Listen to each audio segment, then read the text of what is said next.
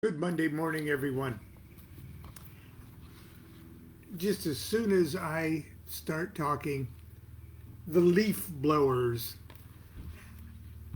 I hope you can't hear that leaf blowing roar out there. Anyway, we are on the Book of Ordinary Oracles, and yesterday we started the chapter called the Oracle of Koween. Okay, and we're going to pick it up and finish it off today. But if you haven't, if you, for some strange emergency, you didn't see and watch yesterday's reading from the Book of Ordinary Oracles, uh, I strongly advise you to review that first part so the second part will make a lot more sense to you. So, anyway, we're starting with the Oracle of Koween, part 2, actually part 3, which is the demonstration. And if you'll recall, I volunteered to be on a panel discussion on alternative forms of divination at PantheaCon many, many years ago. And I agreed to do it, and because I wanted to talk about the Oracle of Koween. So, and yesterday we talked about duality and something either is or it isn't. So I really want you to have seen that. So that being said, let's move on. Part 3, the demonstration. To demonstrate the effectiveness of the Oracle of Koween, I hope to chronicle an actual operation or two and present the dazzling results at the next day's panel discussion. I left the festivities early and got cozy in my hotel room. For the first operation, I asked the following question. What words of wisdom concerning the Oracle of Koween can I give to tomorrow's panel discussion on divination? Now, you may rightly point out that this is not a yes-no question, but as you'll see, the operation is a series of yes-no questions. Please pay special attention to this procedure. It's also used for consulting the pendulum in chapter 12. The operation went like this. I showered and got into clean sweatshirt and sweatpants, my most powerful magical vestments. To center myself and invoke divine blessing, I chanted the holy name of the elephant-headed Hindu god Ganesha 108 times to the tune of Pop Goes the Weasel. You see, I'm too lazy to memorize the entire rosary of Ganesha's 108 names, so I simply chant the name as the only word in 4.5 rounds of Pop Goes the Weasel. Ganesh, Ganesh, Ganesh, Ganesh, Ganesh, Ganesh, Ganesha, Ganesh, Ganesh, Ganesh, Ganesh, Ganesha. Ganesh, Ganesh, Ganesh, Ganesh, Ganesh, Ganesh, Ganesha. Ganesh, Ganesh, Ganesh, Ganesh. Ganesha. Okay, that's 24 right there. Okay, go on. For my 50th birthday, a dear friend, Carolyn Tilley, gave me a jack-in-the-box from which a fully dressed four-armed Ganesha pops out at the appropriate moment. You can probably see it back there on the shelf. I went into the bathroom and washed my Koween.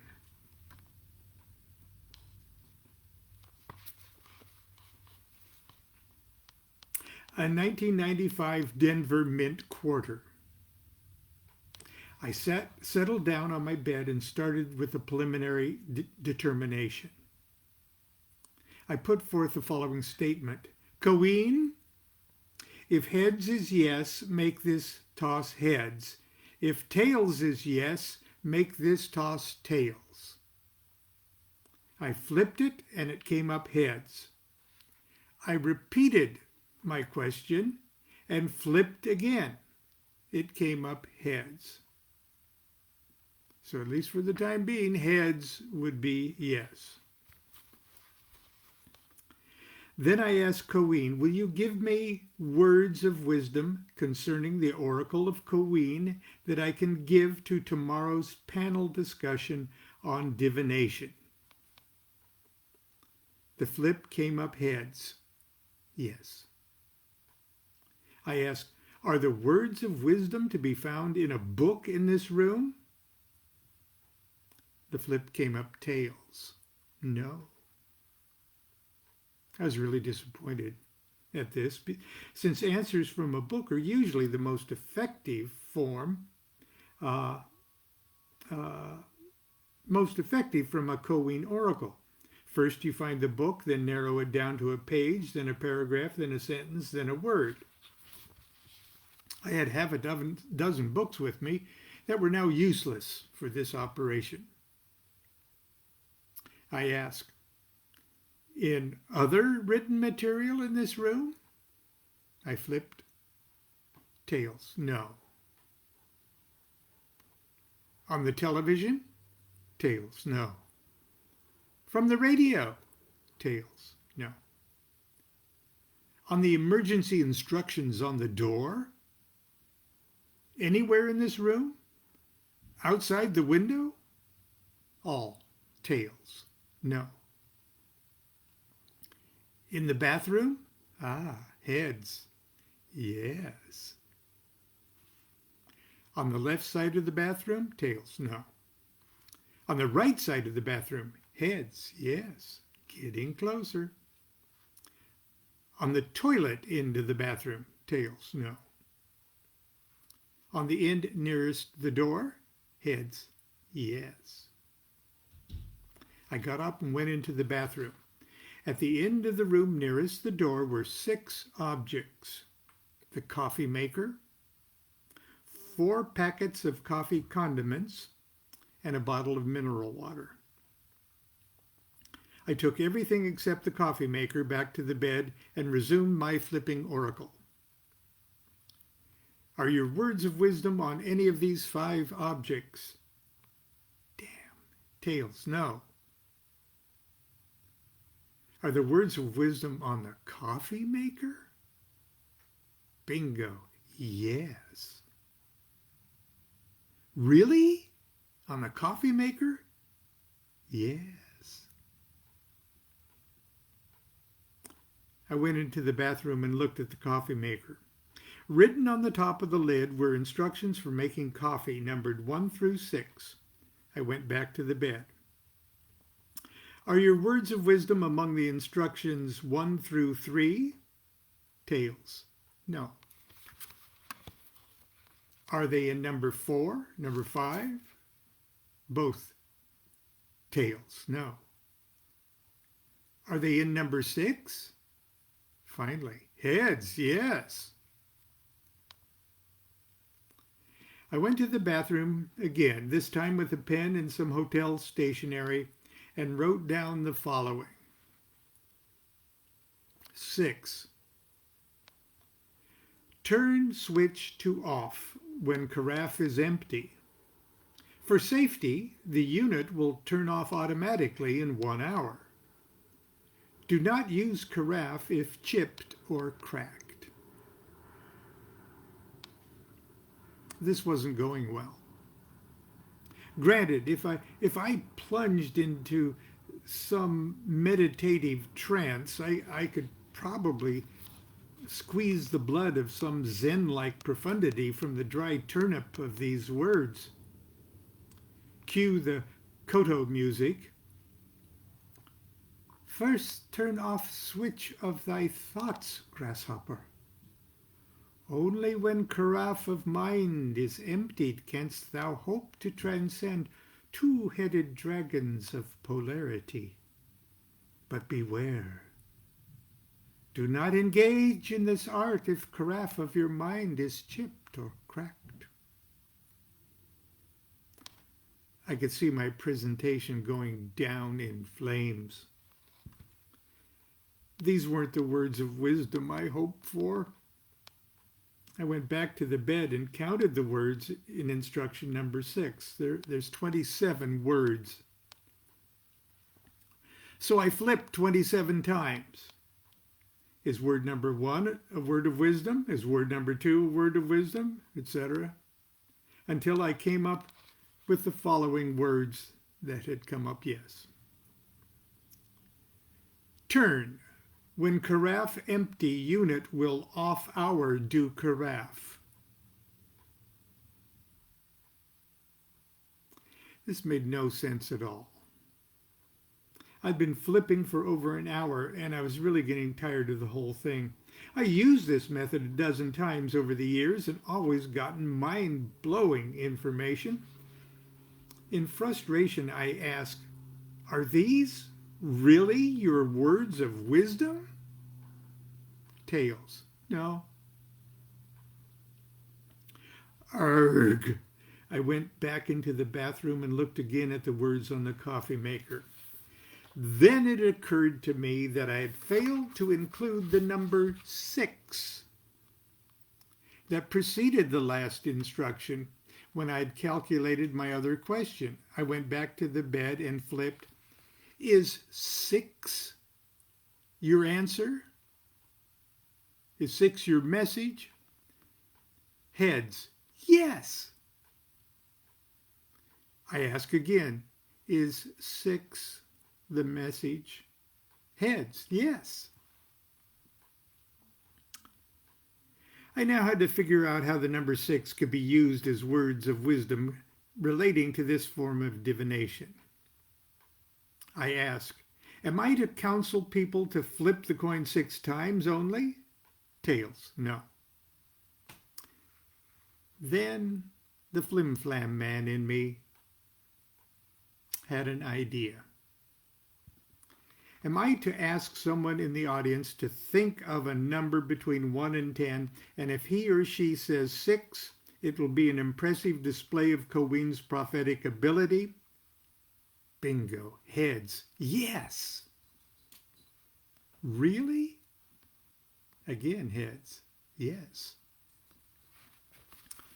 Finally, I had my answer. I was confident that when asked, the audience member would come up with 6, and the next day, Coween and I would be the heroes of the divinatory panel.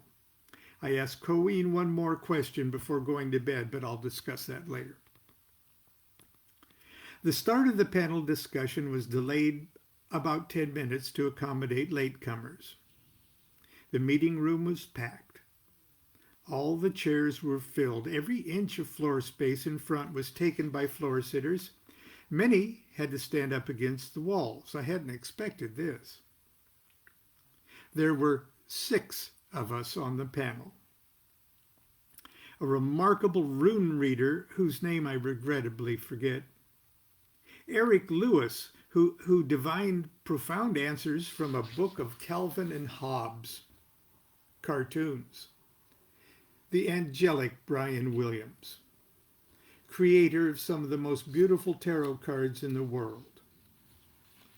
Thena MacArthur, who divined with sheep knee bones. And the astounding Eli Shiva, a former Israeli army officer who cast lots the Old Testament way. I was without question the biggest putz on the panel. I was, however, the first panelist to speak. I said I was going to make it very brief because I wanted to see Eli Shiva cast lots. I turned to Eric Lewis, the panelist seated next to me, and said, think of a number between 1 and 10. 7, he answered. Fuck you, I snapped, without thinking. The audience didn't know why I suddenly blurted that out, but for some reason everyone thought it was really funny.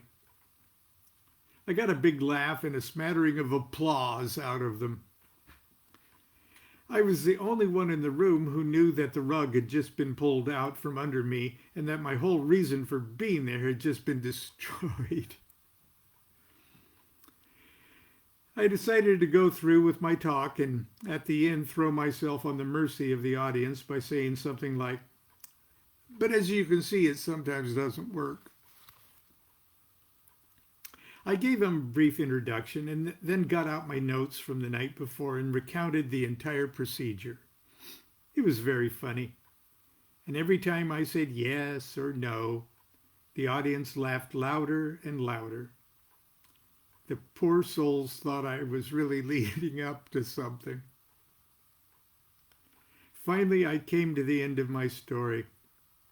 I told them that Coeen's prophecy was that I was to ask someone in the audience to think of a number between 1 and 10, and that he or she would say 6 and prove the wondrous power of Coeen.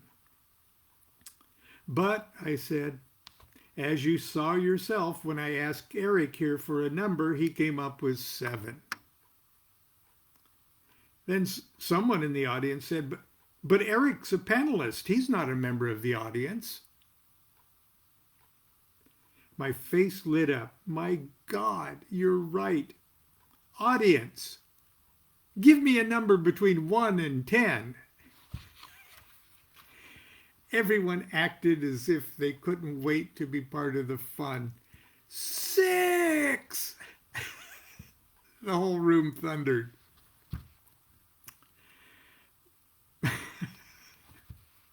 Part 4, a question of polarity. The above is a horrible example of the efficacy of Coeen.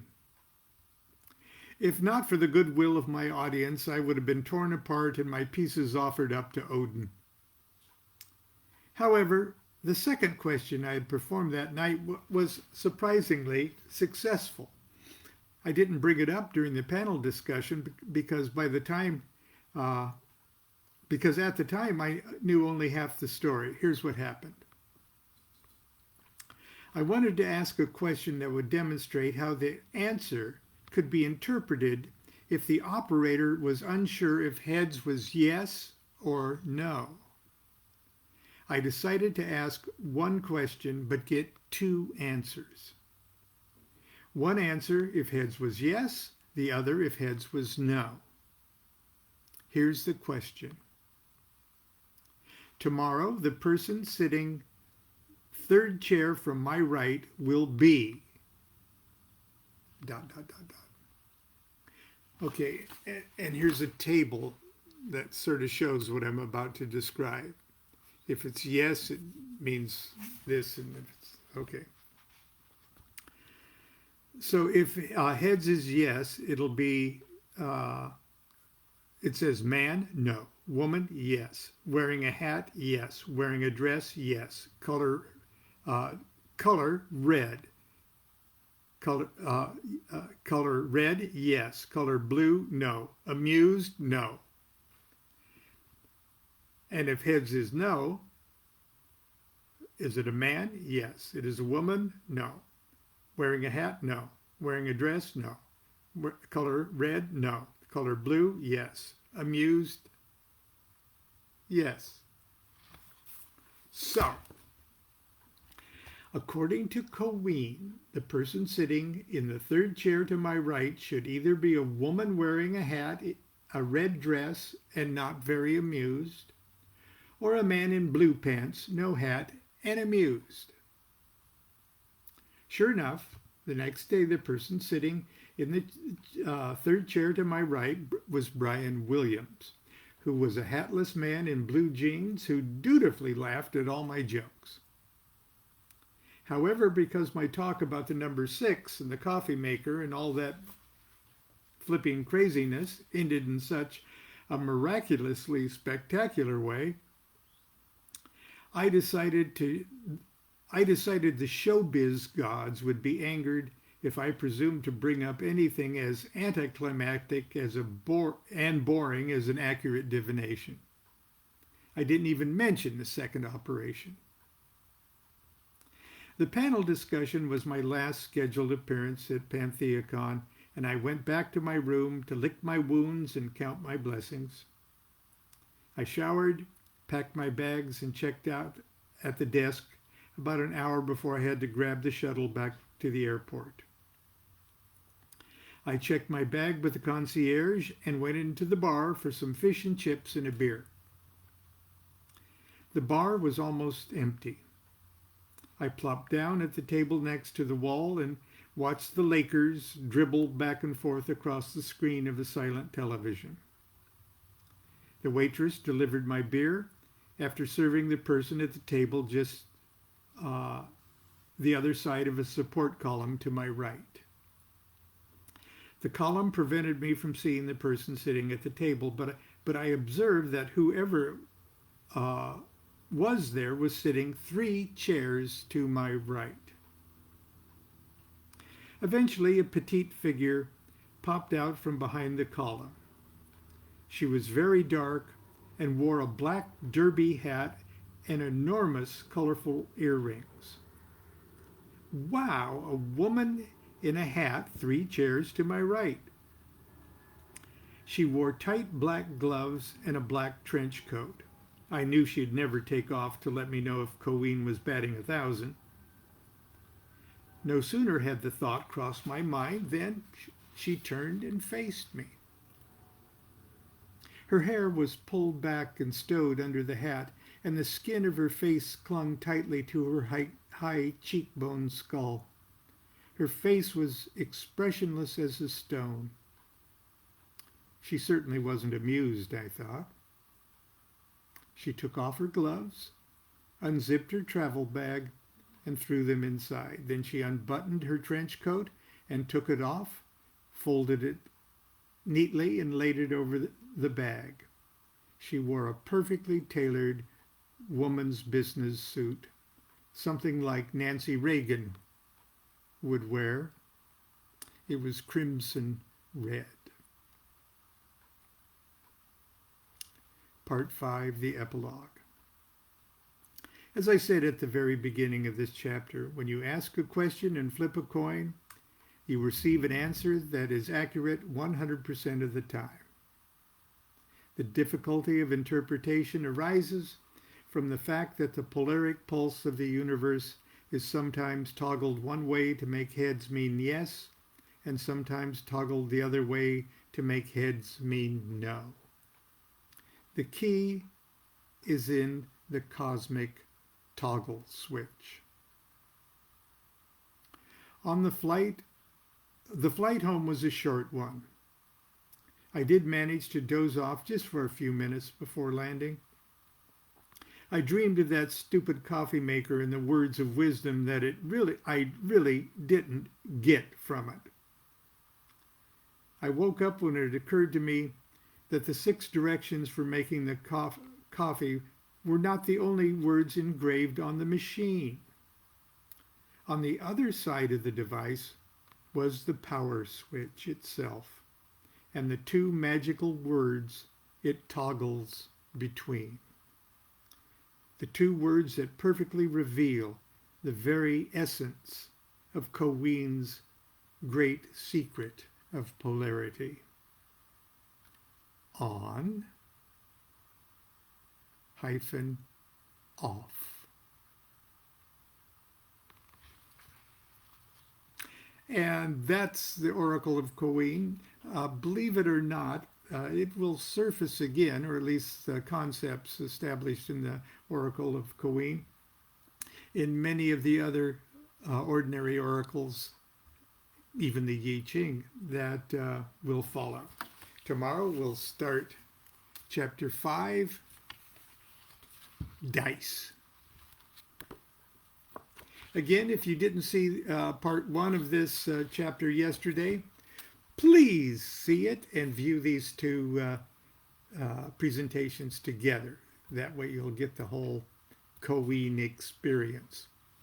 So until Tuesday, tomorrow, Continue to be good to yourself and be good to each other. Do what thou wilt shall be the whole of the law. Love is the law. Love under will